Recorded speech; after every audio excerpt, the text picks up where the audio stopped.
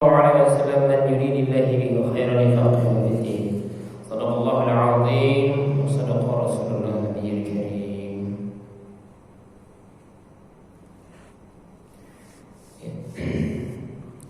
Segala puji hanya bagi Allah Subhanahu wa taala yang telah memperkenankan kita bertemu kembali dalam majelis ta'lim ini.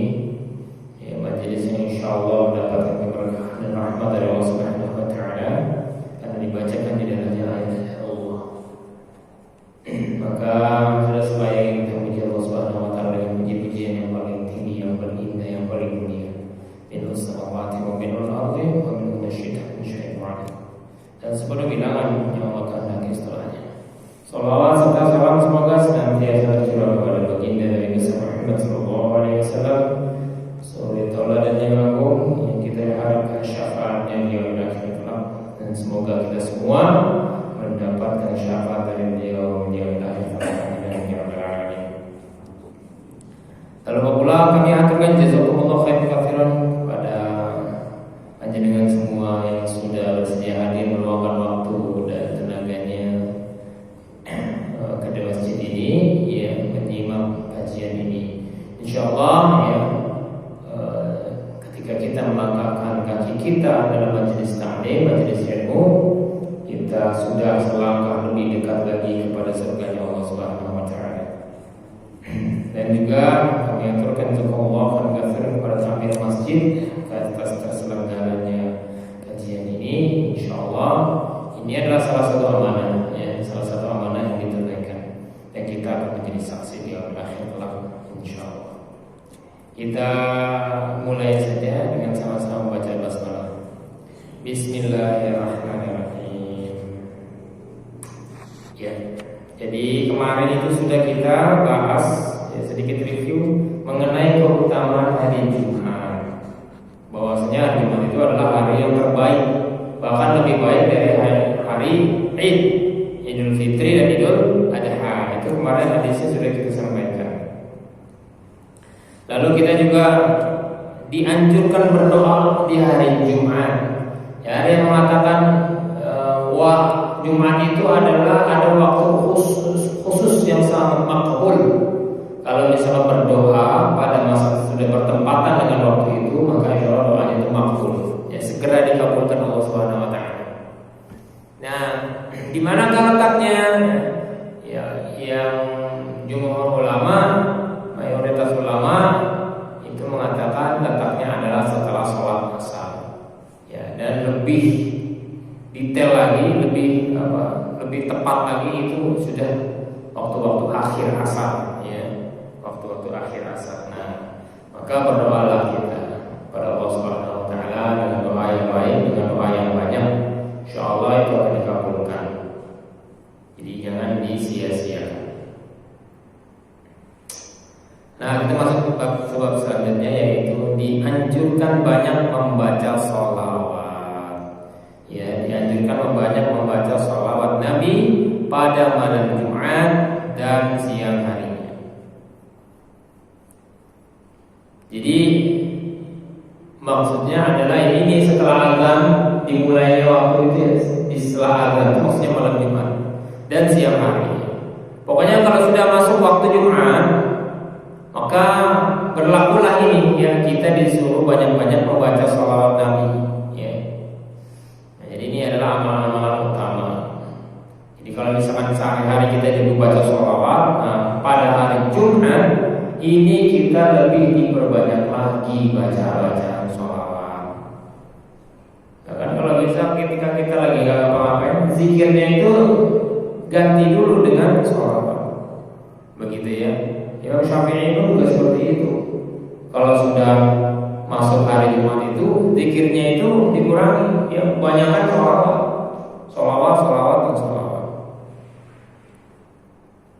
Jadi sambil jalan, daripada gak ngapa-ngapain mikir yang aneh-aneh, ya, kita bisa sholawat.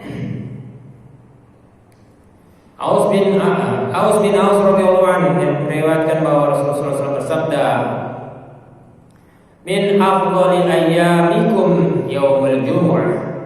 Adapun yang paling utama di antara hari-hari kalian adalah hari Jumat. Fihi khuluqin fihi khuliqa Adam wa fihi qubida wa fihi nafkhatu wa fihi suqqatu fa aktsaru ala min shalah fihi. Ya. Jadi pada hari itu Adam diciptakan, pada hari itu pula ruhnya dicabut, pada hari itu sangkakala ditiup, pada itu semua manusia dimatikan. Ya, pada semua dimatikan. Fa'ksiru alayya minas sholati fihi. Maka perbanyaklah membaca sholawat untukku di hari itu. Fa inna sholatakum ma'rudatun alaihi. Karena sholawat kalian akan ditampilkan di depanku.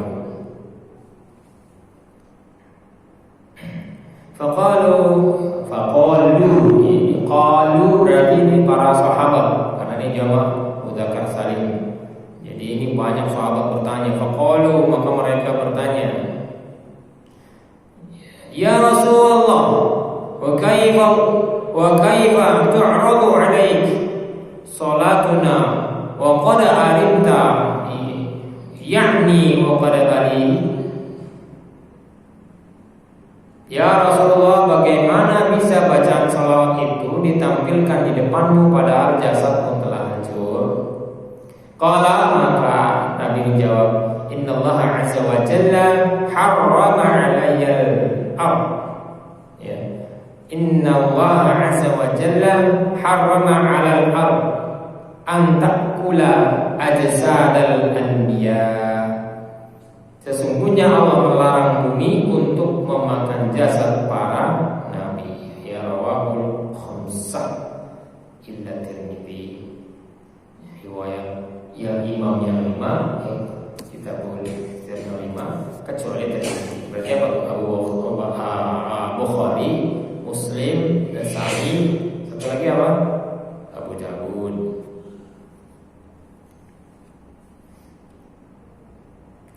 Jadi begitu ya. Jadi hari yang paling utama adalah hari Jumat. Adam diciptakan, ruhnya dicabut, sangkakala ditiup. Ya, pada hari itu pula semua manusia dimatikan. Maka fa'aktsaru, perbanyaklah alayya minas sholati fihi. Ya, perbanyaklah sholawat kepadaku di hari itu. Jadi kalau misalkan kita baca sholawat, khususnya pada hari Jumat, maka sholawat itu akan ditampilkan kepada Nabi. Nabi saat ini ya di Makkah Al-Mukarramah, maaf di Madinah ya, jasadnya di Madinah. Dan itu jasadnya tidak hancur, ya, jasadnya tidak hancur. Tapi kita juga tidak boleh membongkar kuburnya. Ya, pengen tahu ya benar gak sih jasadnya tidak hancur, sehingga kita bisa lihat wajah Nabi seperti apa. Nah, itu tidak dibolehkan. Dulu pernah ada yang kisah, ada orang ingin, ini udah kisahnya udah zaman dulu ya, ingin membongkar jasad Nabi, ingin mencuri mayat Nabi. Ya, dia tahu nih lokasi mayatnya di sebelah sana, ya. Akhirnya dia membuat suatu siasat. Dia sewa tempat tinggal yang tidak terlalu jauh dengan itu. Lalu dia gali, mulai dari tempat tinggal itu dia gali ke bawah, ya, digali bawah terus, gali sampai nanti ketemu di kuburnya Nabi.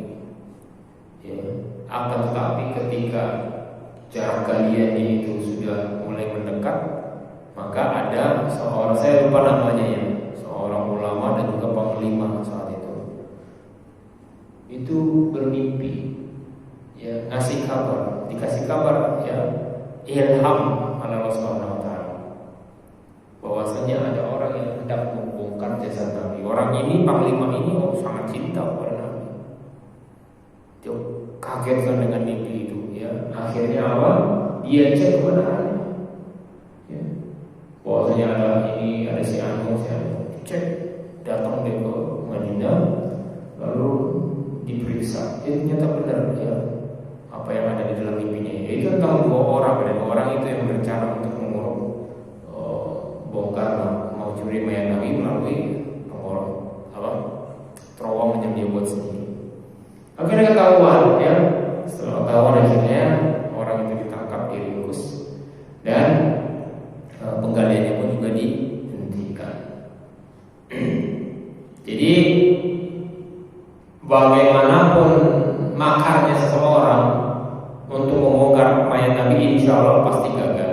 Sebagaimana makarnya orang ingin menghancurkan Baitullah. Ya, dulu apa sih kurang hebatnya kerajaan Abraha ya, mau menghancurkan Baitullah. Pasukannya bukan kuda, pasukannya gajah. Ya, istilah kata kalau sekarang itu kalau mau perang, ya bawaannya itu bukan tank ya, atau bukan mobil jeep, tapi bawaannya udah tronton gitu ya. Apa kurangnya? Ternyata cuma dikirim burung ya dari neraka, tapi tentunya bawa kerikil sedikit saja udah pada mati bergelimpangan bagaikan ulat dimakan, daun dimakan ulat. Ini luar biasa. Itu cuma kerikil neraka sedikit saja. Kalau kena sedikit di sini, langsung habis sampai ke badan-badannya jadi abu semua. Ya. Kita cuma bisa dapatnya di film-film saja mungkin. Ada di film-film kan kena langsung wah jadi abu. Itu sebenarnya bisa jadi terinspirasi dari kisah burung ababil. Kena kerikilnya sedikit saja langsung lumat ya, jadi abu. Jadi jasad Nabi itu tidak hancur dan sholawat itu akan ditampakkan. Makanya perbanyak sholawat, karena orang yang paling banyak sholawat kepada Nabi hubungannya malah paling dekat di yaumil akhir dengan Nabi.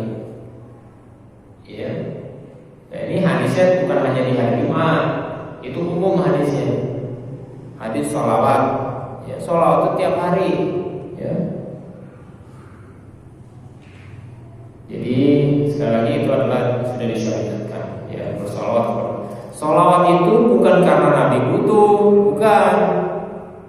Nabi itu nggak butuh disolawat. Insya Allah Nabi masuk surga. Kita nggak seluruh dunia nggak solawat untuk Nabi.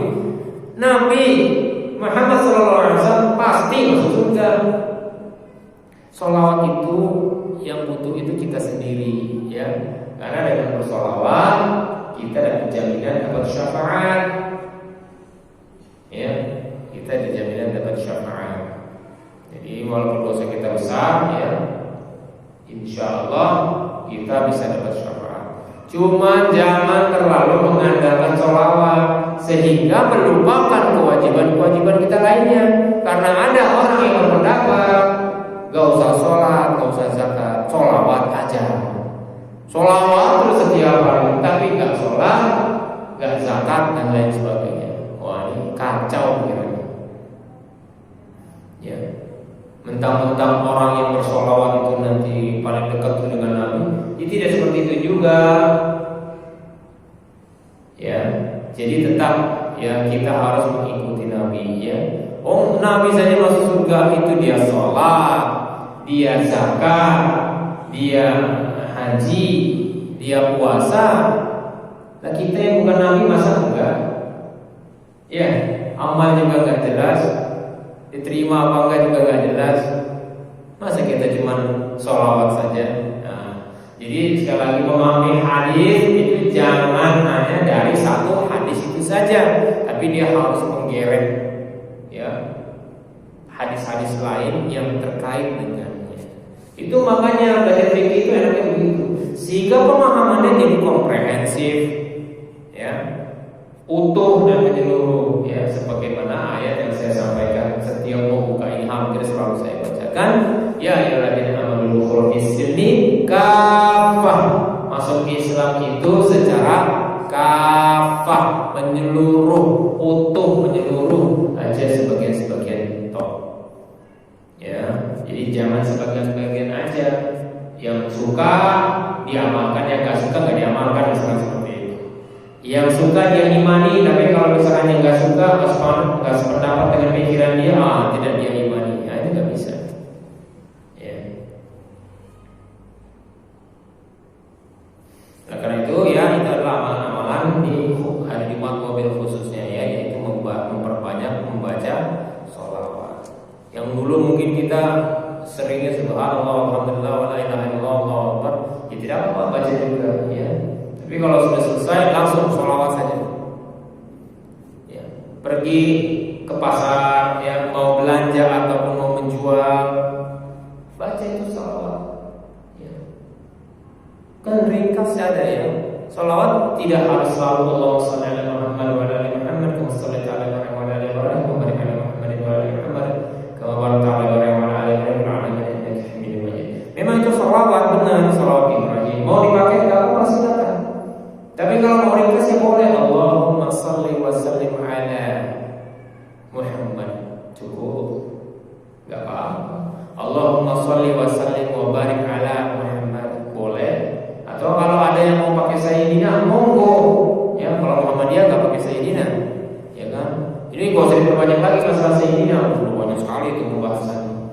Monggo yang mau pakai Sayyidina silakan. Yang tidak pakai Sayyidina itu juga silakan. Ya.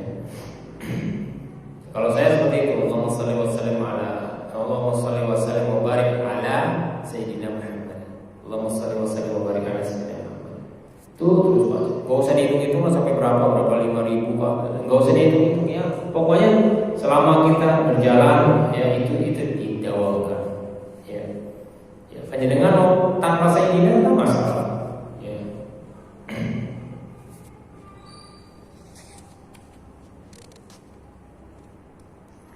Ibnu Qayyim mengatakan memperbanyak bacaan sholawat Nabi Sallallahu Alaihi Wasallam pada malam Jumat dan siang harinya adalah sunnah.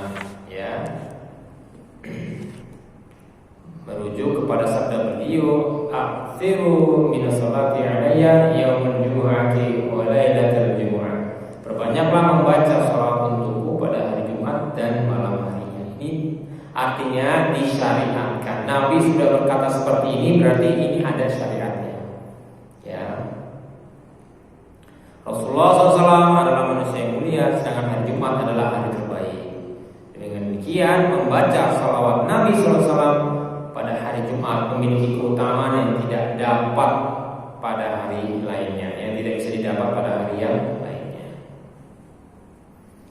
Ya, jadi hikmah lainnya adalah semua kebaikan yang diperoleh umat Muhammad SAW di dunia dan akhirat melalui perantara Nabi Muhammad SAW, dan kemuliaan terbesar yang mereka raih adalah pada hari Jumat. Pada hari itu mereka akan ditempatkan di istana-istana surga. Jika sudah berada di surga, maka hari penambahan nikmat juga berlangsung di hari Jumat. Nanti ada hari penambahan nikmat di hari Jumat.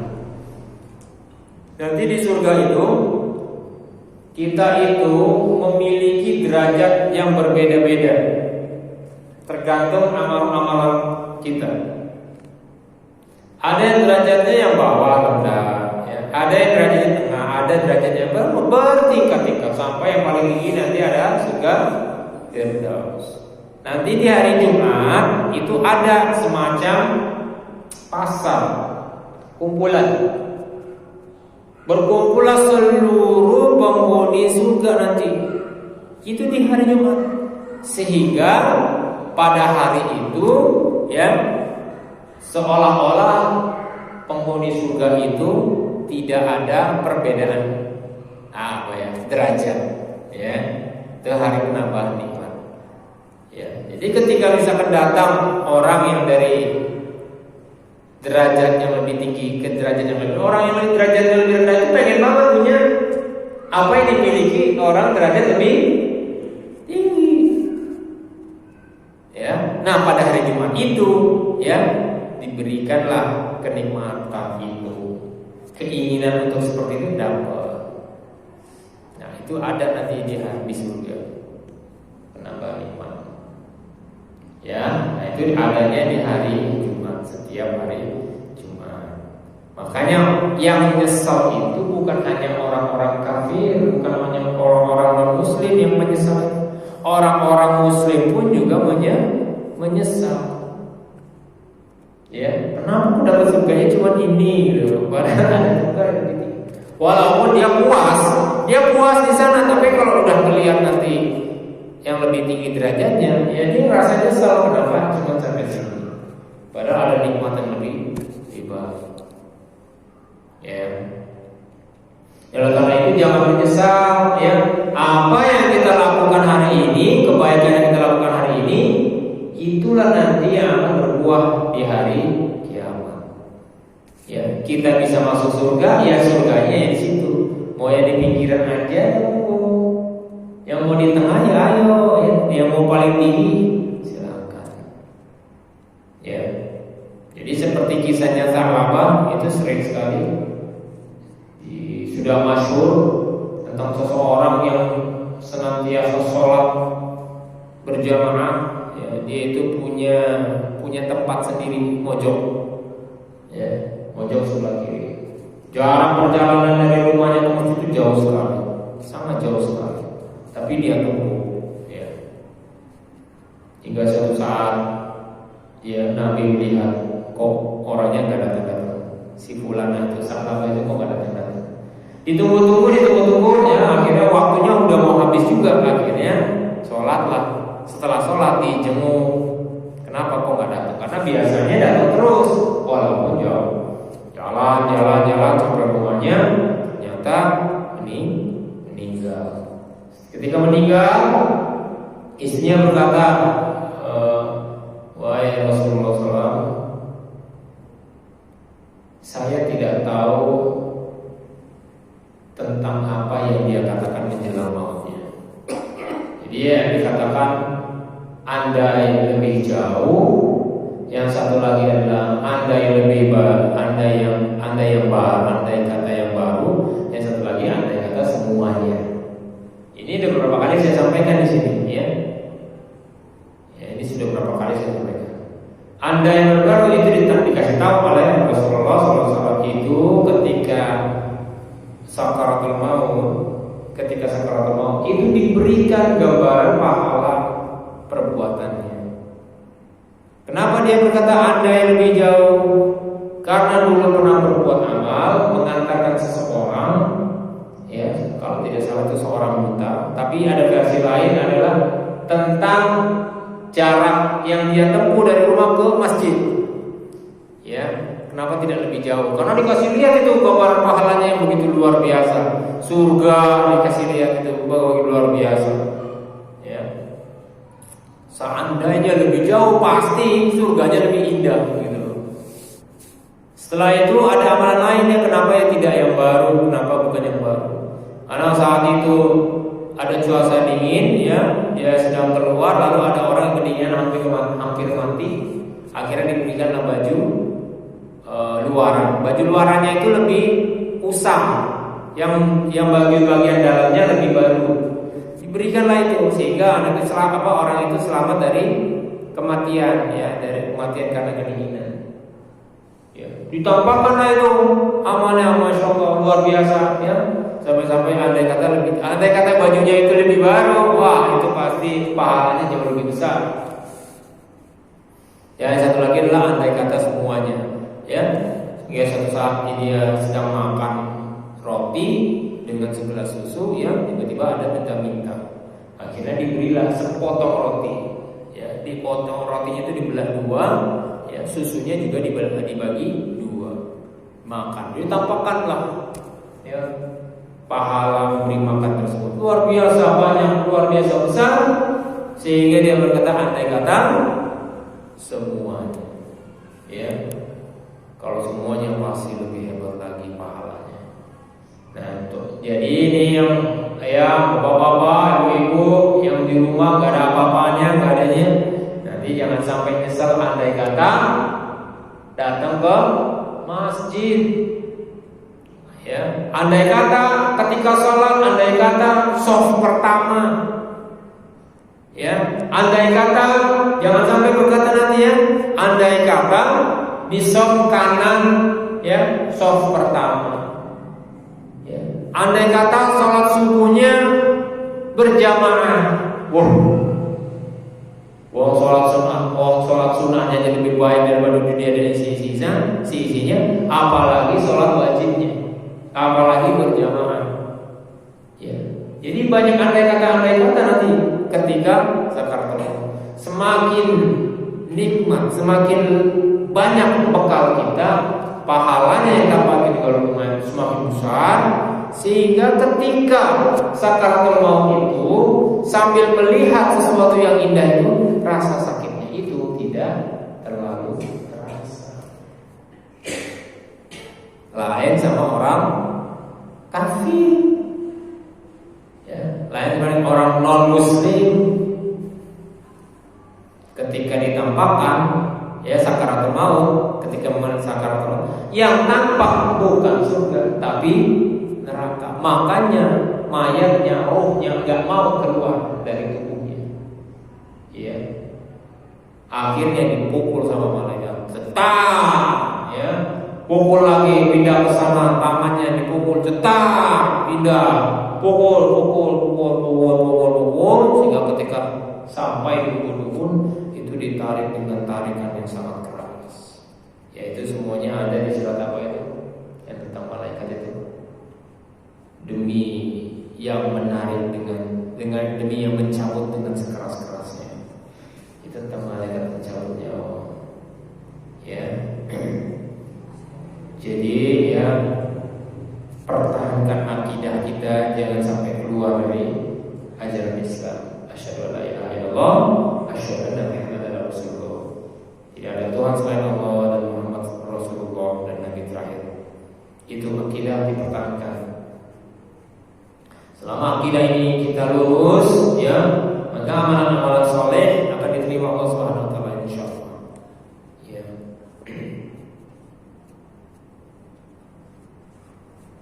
Begitu ya. Nah, itu sekilas tentang hari Jumat.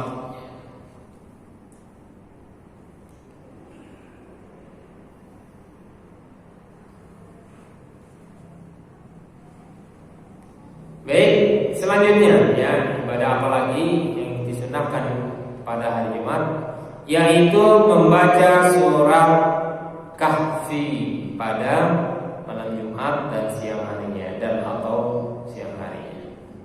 Abu Sa'id Al-Khudri meriwayatkan bahwa Nabi sallallahu alaihi wasallam bersabda, "Man qara'a surat Al-Kahfi fi yaumil jumu'ah, adha'ahu nur ma baina jum'atain." Barang siapa baca surat Kahfi pada hari Jumat, maka ia akan diterangi oleh cahaya antara dua Jumat itu, gitu ya. Begitu juga di Ibnu Umar meriwayatkan bahwa Nabi sallallahu alaihi wasallam bersabda, "Man qara'a suratul Kahfi fi yaumil jumu'ah, safa'alahu nurun min tahti qadamihi ila anani sama'i yudhi'u lahu yawmal qiyamah wa ghafara lahu ma baina jumu'atain." Barang siapa membaca surat Al-Kahfi pada hari Jumat, maka cahaya akan memancar dari bawah kakinya hingga menjulang ke atas langit dan akan meneranginya pada hari kiamat, serta dosa-dosanya yang terdapat di antara dua Jumat akan diampuni. Jadi itu maksud nur, ya. Jadi diterangi oleh cahaya itu adalah bekal kita nanti cahaya melintasi sirat. Karena sirat itu gelap, ya, maka nanti, ya, ketika melintasi sirat, maka cahaya kita membaca surat Al-Kahfi ini ada, ya, bisa jadi bekal.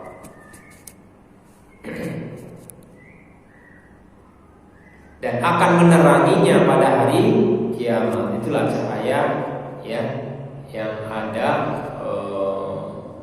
pada diri seorang mukmin yang senantiasa membaca surat Al-Kahfi. Ketika dia melintasi sirat, maka cahaya itu akan menerangi. Gitu ya, Bapak, Ibu sekalian yang dirahmati Allah. Masih lama ya?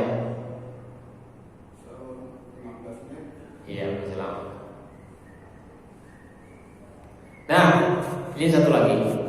Ya, tapi kalau membaca surat Al-Kahfi di masjid dengan suaranya keras, maka menurut ulama ini dimakruhkan.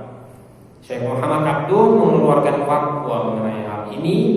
Di antara isinya adalah membaca surat Al-Kahfi di dalam masjid dengan suara keras pada hari Jumat dimasukkan oleh kitab Al-Ashbah dalam deretan perkara-perkara yang dimakruhkan. Apa katanya? Mari kita lihat. Makruh mengkhususkan hari Jumat untuk berpuasa atau mengkhususkan malamnya untuk melakukan sholat tahajud dan membaca surat Al-Kahfi di masjid dengan irama. Sementara orang-orang yang berada di masjid itu bercanda, bercakap-cakap dan tidak mau mendengarkannya. Bacaan seperti itu juga sering mengganggu kekhusyuan orang yang sedang mengerjakan sholat. Karena itu perbuatan tersebut harus dihindari. Jadi ini sekali lagi ya, adab-adab ketika baca Quran. Ya, kalau misalkan kita tahu bacaan kita itu tidak akan didengarkan, maka tidak usah diperdengarkan, gitu maksudnya. Itu kan di sana disebutkan di masjid itu bercanda, cakap-cakap, ngobrol, ya, dan tidak mau mendengarkan. Ya, kecuali kalau misalkan mau dia mendengarkan, maka itu disunahkan. Nah, juga jangan ketika orang sedang sholat. Ya, ketika orang sedang sholat, maka bacanya diperdengarkan kencang-kencang. Nah, itu juga bisa mengganggu kekhusyuan. Dan ini benar ya terjadi sama saya. Saya kalau misalkan lagi baca surat saat sholat, lalu dengar bacaan yang lain, itu jadinya nyebrang-nyebrang, kacau, ya. Kadang-kadang maunya melafazkan yang ini, malah karena kedengaran yang itu, kita tahu itu misalkan surat yang kita tahu, kadang-kadang jadinya malah bacakan surat yang terdengar, jadi kacau. Nah, oleh karena itu ya jangan ya dilakukan, ya itu dimakruhkan. Tapi kalau misalkan bacanya dengan suara yang sedang-sedang saja, yang kira-kira untuk dia sendiri saja yang terdengar, itu nggak apa-apa, silakan saja. Sekali lagi ya, makruhnya itu kalau kencang-kencang. Makruhnya itu kalau kencang-kencang. Ya, ini menurut Syekh Muhammad Abduh, ya, melalui fatwanya di kitab Al-Ashbah.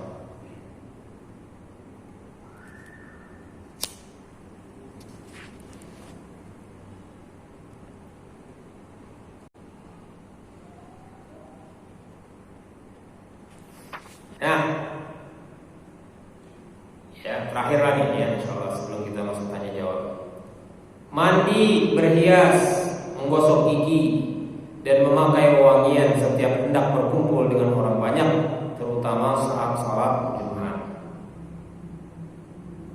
Laki-laki atau wanita, besar atau kecil, mukim atau musafir, jika hendak menghadiri salat Jumat atau perkumpulan dengan orang banyak, disunahkan membersihkan diri dan berdandan dengan baik, seperti mandi, memakai pakaian yang paling bagus, pakai wangi-wangian, dan menggosok gigi. Ya. Tapi sekali lagi ya, untuk wanita, ya, wangi-wangiannya tidak usah berlebihan, tidak usah bersolek seperti solek jahiliyah, tidak usah berlebihan, ya. Tetap rapi, ya, tetap menjaga diri, ya, tetap mandi, ya, dan berdandan dengan baik. Karena di sini babnya bab sholat Jumat, maka ini mobil dikhususkan kepada laki-laki.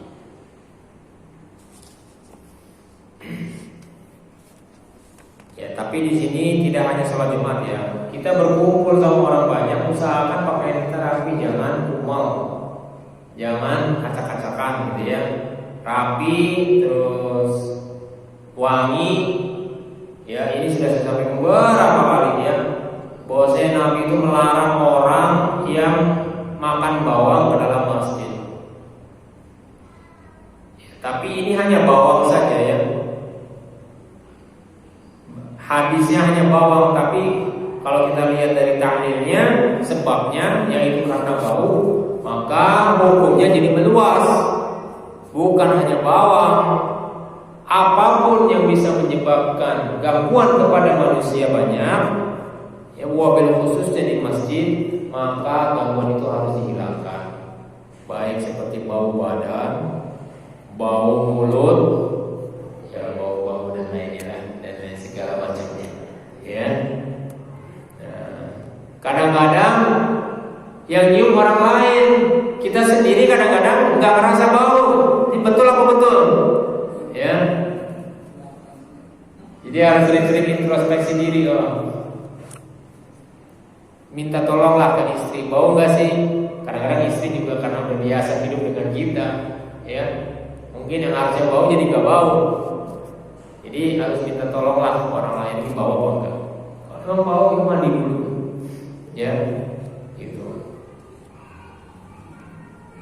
Jadi jangan sampai kita mau sholat jamaah badannya bau-bauan, minimal kasih parfum. Ya.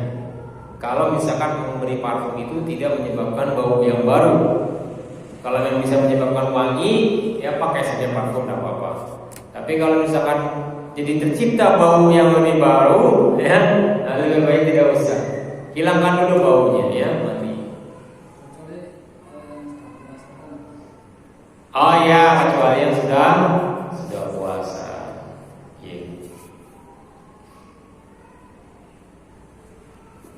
Ya, tapi karena ini babnya bab sholat Jumat, maka jangan puasa di sore hari Jumat kecuali ada sebelumnya atau sesudahnya.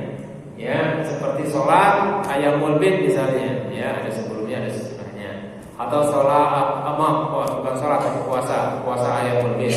Atau puasa Daud, ya awalnya Rabu, ya terus Jumat, terus Ahad. Atau puasa Syawal, ya kan? Misalkan mau 6 turut-turut, itu nggak apa-apa, ya. Asal ada sebelum sama sesudahnya. Dimakruhkan kita kalau puasa di hari Jumatnya toh, di hari Sabtunya toh. Sabtu Ahad boleh. Jumat Ahad, Jumat Sabtu juga boleh.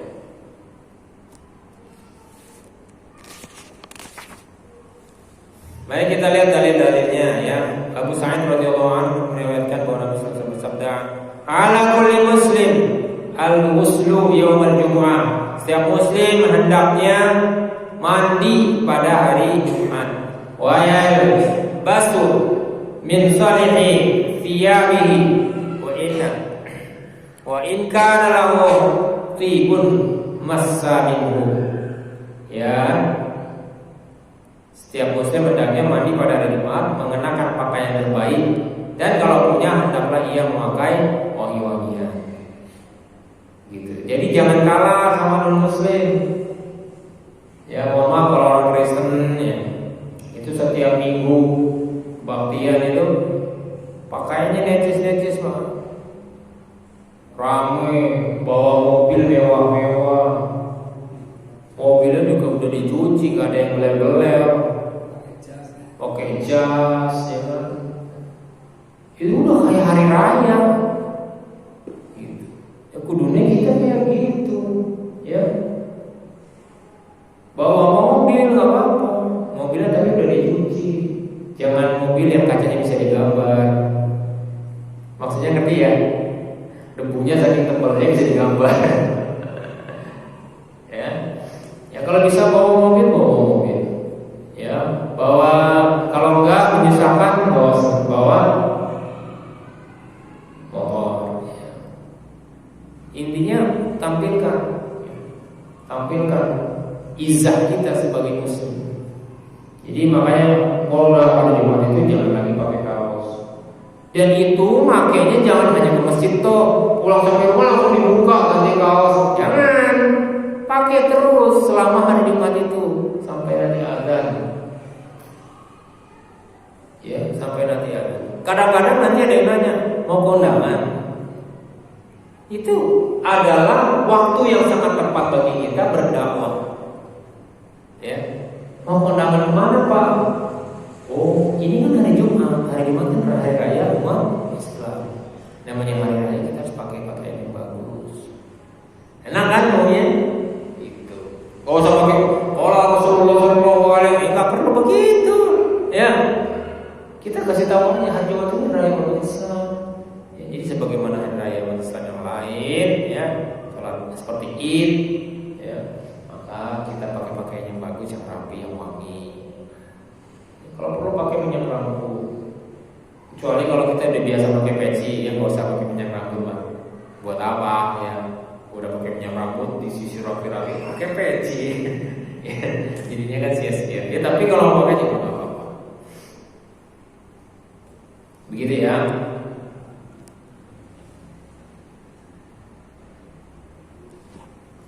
Perhatikan ini utamanya kenapa kita harus berwangi-wangi ya. La yaghtasilu rajulun yaumul jumu'ah. Tidaklah seorang laki-laki mandi pada hari Jumat. Wa yatahharu bimastata'a min dhuhrin, dan bersuci dengan alat-alat mandi yang dimilikinya. Wa yadahinu min duhni aw yamassun min thibin biyami thumma ya'udu ilal masjid. Kemudian dia memakai minyak rambut dan memakai wangian lalu pergi ke masjid, ya. Fala yufarriqu baina itsnaini, tanpa memisahkan di antara dua orang. Thumma yusalli, lalu dia sholat, ma kutiba lahu, thumma yunsitu lil imami, kemudian mengerjakan sholat sunnah semampunya lalu mendengarkan imam. Ya, ini penting ya. Idza takallama illa ghufira lahu minal jumu'ah.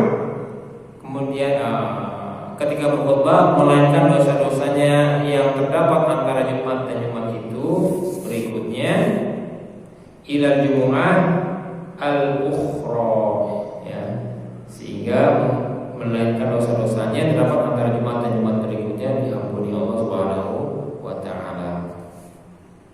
Sekali lagi ya, tidaklah seorang laki-laki mandi pada hari Jumat dan bersuci dengan alat-alat mandi yang dimilikinya, kemudian ia memakai minyak rambut dan memakai wangi-wangian, lalu pergi ke masjid tanpa memisahkan di antara dua orang yang telah duduk lebih awal, kemudian mengerjakan sholat sunnah semampunya, lalu mendengarkan imam ketika berkhutbah, melainkan dosa-dosanya yang terdapat antara Jumat dan Jumat berikutnya diampuni Allah Subhanahu wa taala. Hadis rawahu Ahmad wa Bukhari. Abu Hurairah mengatakan, dan diberi tambahan 3 hari karena Allah membalas setiap kebaikan dengan 10 kali lipat, ya. Dosa yang diampuni adalah dosa-dosa kecil saja berdasarkan riwayat Ibnu Majah dan Abu Hurairah yang menegaskan selama ia tidak mengerjakan dosa besar. Itu ya, Bapak Saudara. Jadi laki-laki yang itu sudah seharusnya mandi, walaupun jumhur ulama mengatakan ini sunnah muakkad mandi. Ya, karena ada orang yang dulu pernah kerja di sawah, tiba-tiba dengar azan langsung datang ke masjid tanpa mandi, ada yang seperti itu. Dan sholatnya tetap sah.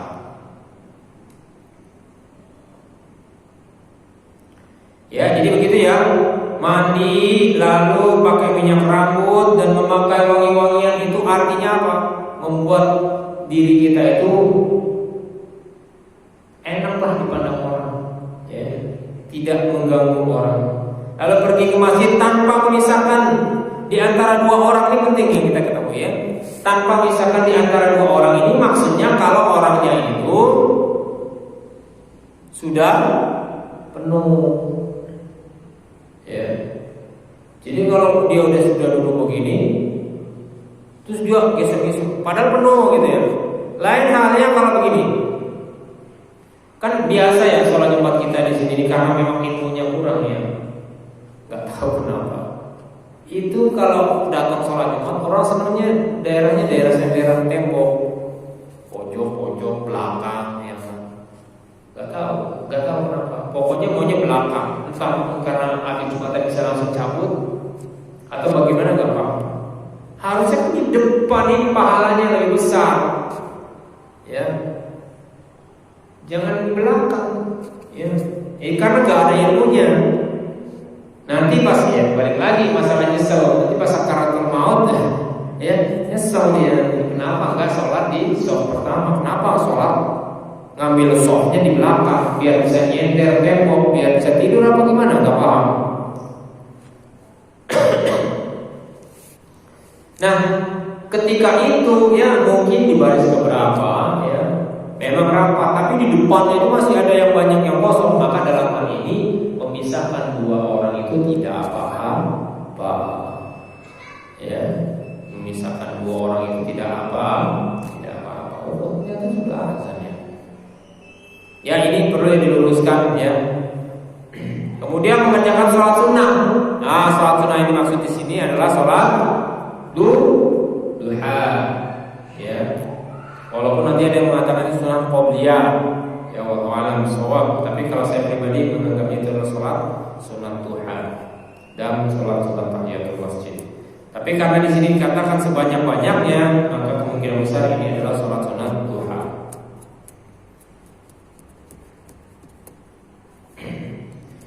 Ya, dan mendengarkan imam ketika berkhutbah, melainkan dosa-dosanya yang terdapat antara imam dan imam itu diampuni Allah. Nah, ini juga penting, mendengarkan imam ketika berkhutbah. Jangan berkata sedikit pun, walaupun hanya berkata diamlah, uskut. Misalkan bilang ke temannya berisik, uskut, nah itu enggak. Ya, karena kalau dia berkata uskut, maka fakat lalu, maka sesungguhnya dia sudah melakukan perbuatan yang sia-sia. Barang siapa mengatakan seperti itu, barang siapa yang ngobrol ketika hari Jumat, lihat-lihat HP dan lain sebagainya, tidak ada kepentingannya, ya, maka itu pahala Jumatnya batal, pahala Jumatnya habis, zero, nol. Karena itu jangan ngobrol kalau khotib sudah naik di atas mimbar, jangan ngobrol, jangan bicara. Pokoknya harus diam, tenang, duduk, dengarkan khotib berkhutbah. Jangan ngobrol, ketawa-ketawa, ngobrol apapun. Gua ngomong diamlah saja, itu maka auto hapus pahala Jumatnya. Ya. Jadi sekali lagi ini perhatian ya, karena banyak sekali masih ada orang yang ngobrol dan suaranya lumayan kencang padahal khotibnya sudah naik. Nah ini ya karena dia tidak paham. Ya. Kalau dia ngantuk gimana? Kalau dia ngantuk, ya. Kalau pada dasarnya kalau dia ngantuk itu masih diterima, ya. Cuman disunahkan untuk berpindah jika memungkinkan. Yaitu yang disunahkan, diperintahkan oleh Rasulullah SAW. Begitu. Tapi jangan sampai berbicara. Kalau ngantuk, memang cuma disampaikan di sana adalah untuk berpindah.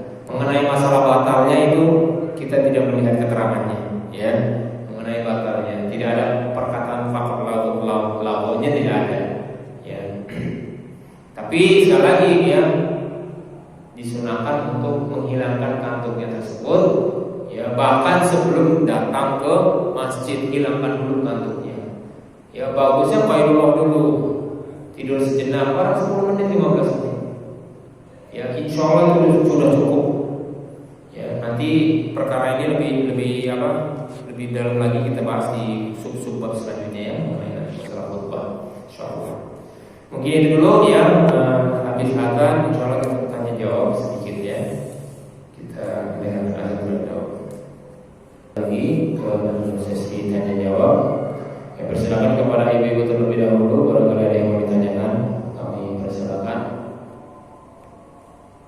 Kayaknya ibu-ibu banyak yang ingin tanya karena bukan ibu-ibu nggak sholat Jumat ya. Ya monggo bapak-bapak, barangkali ada yang mau bertanya. Monggo Pak Edi. Waalaikumsalam warahmatullahi wabarakatuh.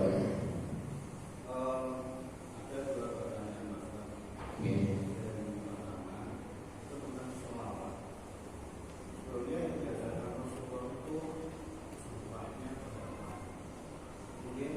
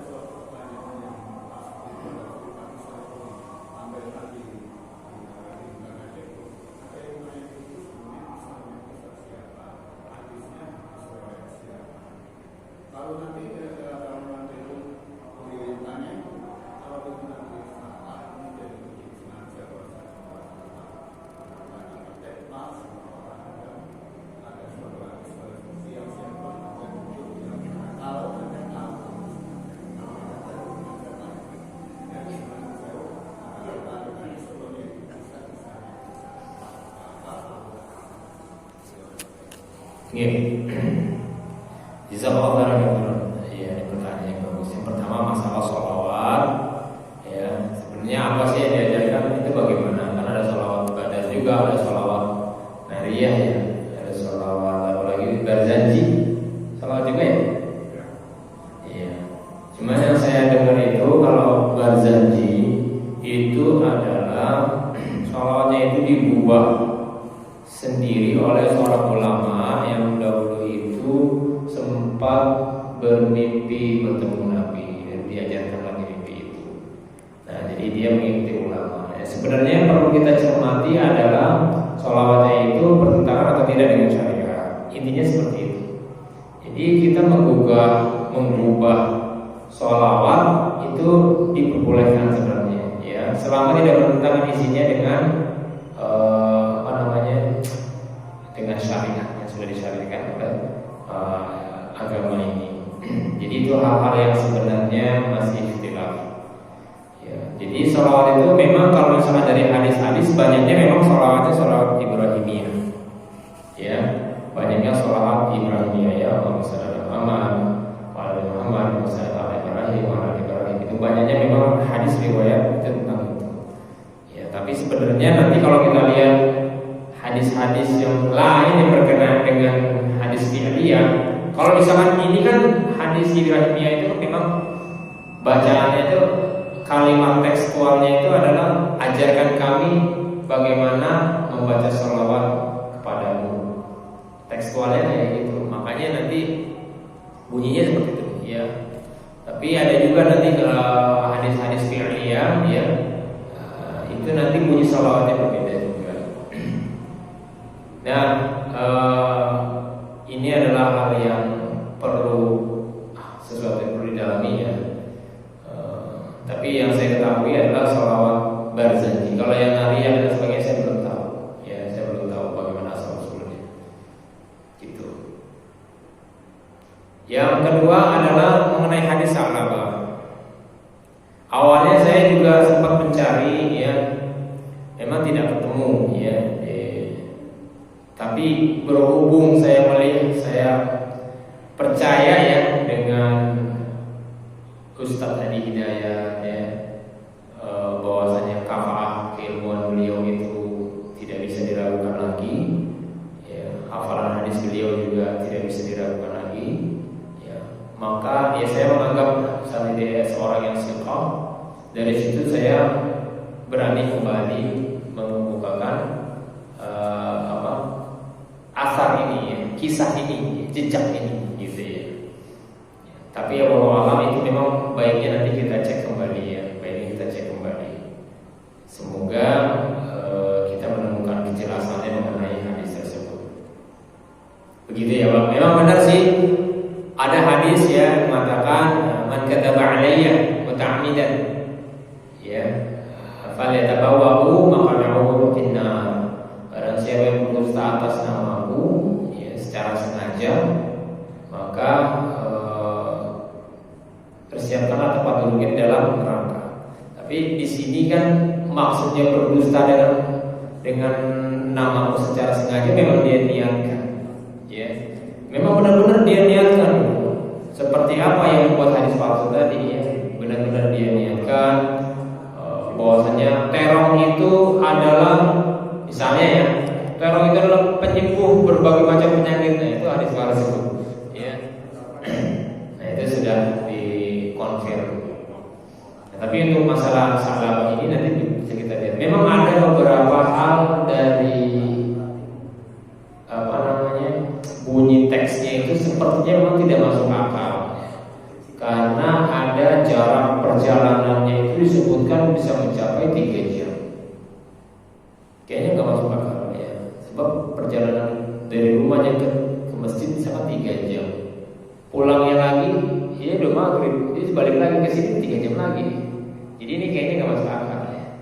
Ya, karena itu ada tadi saya tidak menyebutkan jamnya, tapi menyebutkan hanya jauhnya. Ya, ini perlu sekali kita perdalam masalah di sini. Tapi semoga ya ini ya walaupun tidak walaupun mungkin kita masih masih belum jelas masalah status hadisnya, tapi insya Allah kisah itu tidak bertentangan ya dengan hukum syariat. Allah.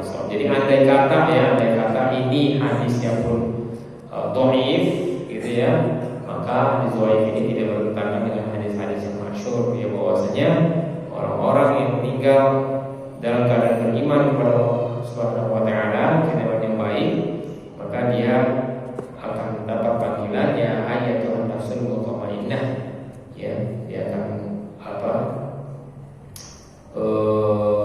wahai jiwa-jiwa yang tenang ya. Jadi jiwa-jiwa yang tenang itu ya memang karena digambar hadis mengenai bahwasanya ada penggambaran surga ketika sakaratul maut itu ada ya. Silakan nanti dibaca hadis-hadis mengenai masalah sakaratul maut ya. Itu memang ada penggambaran orang-orang beriman itu digambarkan surga ya kan, orang-orang tidak beriman itu digambarkan neraka begitu. Silakan juga dibaca tafsir mengenai surat apa sih ya, saya kok lupa ya, suratnya tadi demi yang mencabut dengan sekeras-kerasnya itu loh, saya lupa itu surat apa ya. Nah itu jadi silakan dibaca tafsirnya, nanti akan ketemu di sana tafsirnya itu, bahwasanya orang-orang yang beriman itu ketika sakaratul maut itu digambarkan dengan gambaran surga ya, sebagai balasan pahala. Begitu ya yang bisa saya jawab ya. Mungkin nanti dari jamaah tahu ya status hadis yang masalah salabah ya, bisa dikemukakan Allah besok. Mungkin itu dulu ya, karena waktu